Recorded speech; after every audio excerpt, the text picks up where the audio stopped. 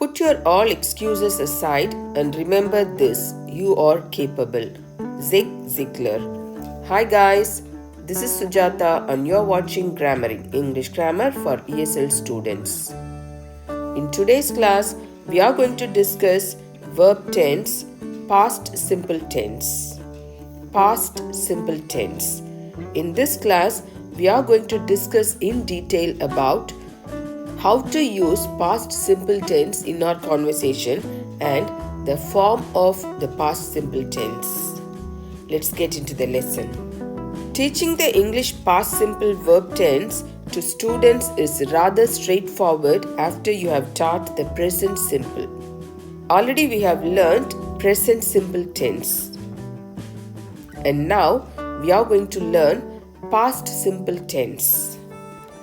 The key to teach the past simple effectively is making it clear from the beginning that the past simple is used when something begins and ends in the past. You should keep in your mind that you have to use past simple tense when something begins and ends in the past. The action should begin and end in the past. Past simple tense indicates an action that took place before the current moment and that has no real connection with the current time. Look at the timeline here. This is now.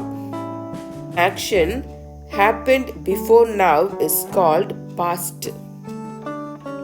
The action that is going to happen after now is called future. So, you have to use past simple when the action happened in the past and there is no connection with now. Here, for example, he walked to school. He walked to school. The action took place in the past, is finished, and is completely unrelated to the present. In this sentence, what is the action? Walked. Walked is the action. And this action is completed. The action is finished in the past. And there is no connection between now and this action because this action has completed before now, some point before now. At some point in the past, the man walked to school. Another example for you: the parrot flew to my house. The parrot flew to my house. The action took place in the past, is finished, and is completely unrelated to the present. Here, flew is the action. The action is done by the parrot. The parrot flew to my house. This is now. We are talking about now. This is present. And this action flew has happened in the past. There is no connection between flew and the present. So, we have to express this action in past simple tense. There is one more example for you. The tiger ran away an hour ago. The tiger ran away an hour ago. Any clause or sentence that contains the word ago needs a past verb. Ago indicates the action happened in the past. Now is present. The action happened 1 hour from now. Here, ran is the action. The tiger ran away an hour ago. Here, ago indicates that the action happened in the past. In order to express an action happened in the past and there is no connection with the action to the present, you have to use past simple tense. I hope you are clear with the past simple tense, that is the usage of the past simple tense. And now we are moving on to verb forms. The form of simple past is verb plus ed. Example, walked. Here, walk is the base form of the verb. You have added ed with the base form of the verb walk. So it becomes walked. Walked is a past tense verb. He walked before now.